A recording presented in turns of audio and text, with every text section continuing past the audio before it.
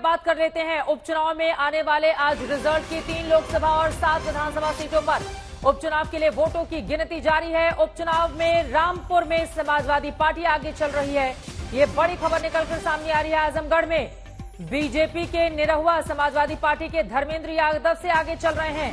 रामपुर की बात करें, समाजवादी पार्टी के एसएम रजा फिलहाल वहां पर पहले नंबर पर है, जबकि पंजाब की संगरूर सीट पर शिरोमणि अकाली दल अमृतसर गुट के सिमरनजीत सिंह आगे चल रहे हैं। भगवंत मान की ओर से खाली की गई सीट पर आम आदमी पार्टी को फिलहाल झटका लगता हुआ दिखाई दे रहा है।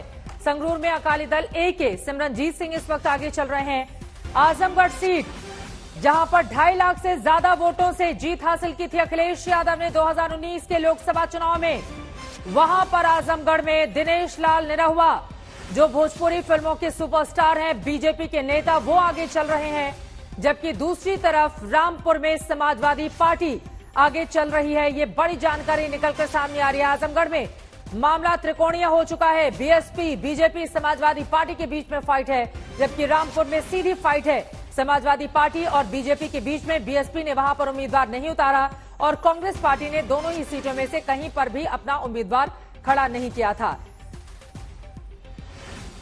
समर्थ श्रीवास्तव आजमगढ़ से जुड़े हुए हैं और संगरूर से हमारे साथ मंजीत सहगल जुड़े हुए हैं। मंजीत के पास हम जाएंगे, लेकिन उसके पहले समर्थ आपके पास आते हुए पासा पलटता हुआ आजमगढ़ का दिखाई दे रहा है।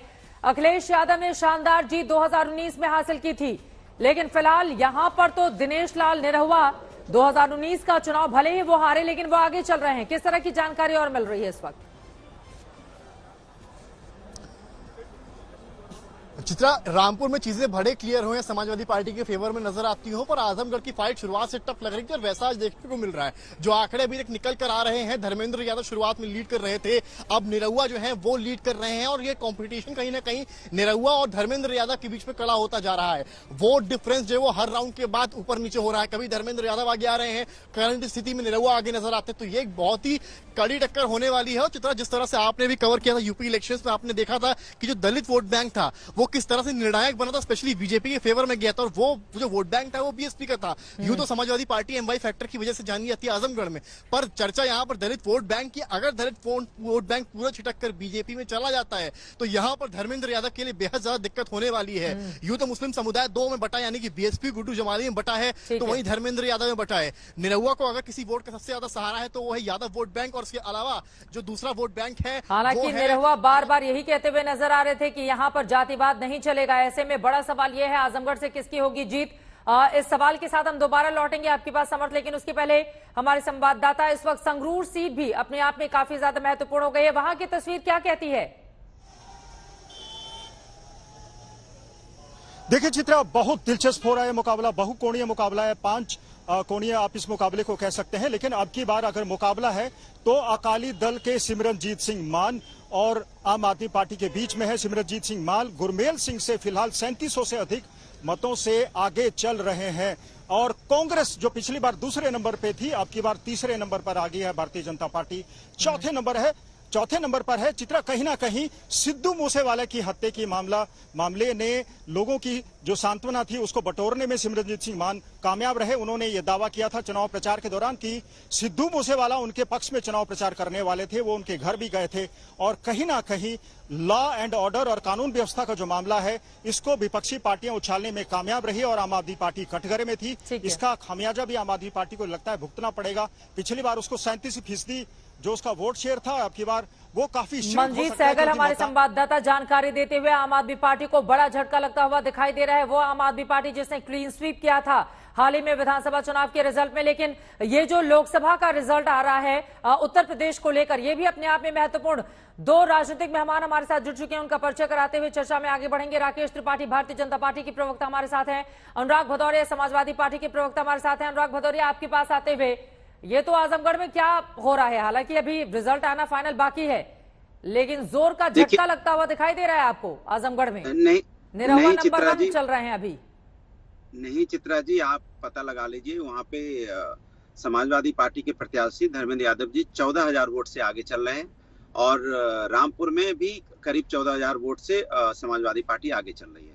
अब सवाल यह है कि भारतीय जनता पार्टी को अगर खुश होने के लिए पल दो पल मिल जाते हैं तो अच्छी बात है। उनको पल दो पल की खुशी चाहिए, इससे ज्यादा तो चाहिए नहीं। इससे ज्यादा तो उनकी खुशी होती ही नहीं है। अब वो पहले दूसरे राउंड की खुशी लेके अभी तक चल रहे हैं। उन्हें पता नहीं वहाँ पे 7 राउंड कंप्लीट होने को आ गए हैं और समाजवादी पार्टी वहाँ पे 14-15 हजार वोट से आगे चली गई है। अब दिक्कत यह है भारतीय जनता पार्टी के साथ कि कहीं ना कहीं कुछ तो वो खोजेंगे ना, कहीं खुशी थोड़ी बहुत एक आध सेकंड के लिए भी कभी आगे हुए हैं तो अब उसी को पकड़े बैठे हैं कि हम आगे चल रहे हैं, आगे चल रहे हैं। हालांकि भारतीय जनता पार्टी ने रामपुर में भी जिस तरह का तांडव किया था, सरकार ने वोट डालने से लोगों को रोका, लोगों के आई कार्ड फाड़े, सब कुछ किया, उसके बावजूद भी वहाँ पे बहुत पीछे चले गए। यही हाल उन्होंने आजमगढ़ में भी किया। आप बताइए, लोकसभा के प्रत्याशी को अंदर नहीं जाने दे रहे थे, धर्मेंद्र यादव जी को अंदर नहीं जाने दे रहे थे। सोचिए आप, ये हालत इनकी हो गई है। हार का इतना डर, क्या प्रत्याशी को अंदर नहीं जाने देंगे? इतनी तानाशाही होगी, जवाब ले उसके लेते बावजूद भी आप हार जाओगे। राकेश त्रिपाठी जी वो कह रहे हैं कि ये जो पल दो पल, और मुझे तो अमिताभ बच्चन का वो गाना भी याद आ गया, मैं पल दो पल का शायर हूं, पल दो पल मेरी कहानी है। कहीं ऐसी स्थिति तो नहीं है आजमगढ़ के लिए? अभी नंबर 1 चल रहे हैं, लेकिन पासा तो नहीं पलट जाएगा जिसका दावा कर रहे हैं इस वक्त अनुराग भदौरिया?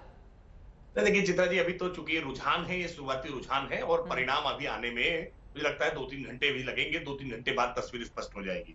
लेकिन अनुराग भदौरिया जी आज इस बात को कम से कम महसूस करना चाहिए, मुझे लगता है समाजवादी पार्टी को, कि आजमगढ़ जिसको अपना गढ़ मानते थे, जिसमें मुलायम सिंह यादव जी सांसद होते हैं, जहां अखिलेश यादव जी सांसद होते हैं, उसके बाद वो अपने परिवार के धर्मेंद्र यादव को वहां लेकर जाते हैं, समाजवादी पार्टी का स्थानीय कोई प्रत्याशी नहीं मिलता है। आज उस सीट पर वो पीछे हुए हैं, तो इस बात का चिंतन उनको जरूर करना चाहिए। परिणाम बाकी है, आप निश्चिंत रहिए, हमें पूरा भरोसा है समाजवादी पार्टी वहां मुक्की खाएगी, समाजवादी पार्टी पराजित होगी। और रामपुर जहां आजम खान आप सबसे बड़ी ताकत अपनी मानते हैं, आज रामपुर में भी आप समाजवादी पार्टी पीछे हुई है कई चरणों में। आप अंतिम परिणाम का इंतजार करिए। अंतिम परिणाम से पहले ही चाहे इनके प्रत्याशी रामपुर के हो और चाहे इनके प्रत्याशी आजमगढ़ के हो, जिस तरह की हताशा, निराशा उनकी बॉडी लैंग्वेज से दिखाई दे रही है, वो रुझान स्पष्ट कर रही है कि समाजवादी पार्टी ने परिणाम आने से पहले ही अपनी हार स्वीकार कर ली है। और अभी अनुराग भदौरिया जी भी कह रहे हैं कि वहां तरह तरह के प्रयास किए गए हैं अपने निर्वाचन प्रक्रिया को। ये सारे तर्क गढ़े जा रहे हैं कि अगर 4 घंटे चलिए कुछ देर का और इंतजार कर लेते हैं, फाइनल आंकड़ा थोड़ी देर में स्पष्ट हो जाएगा। फिलहाल आप दोनों का बहुत शुक्रिया आज तक से जुड़ने के लिए।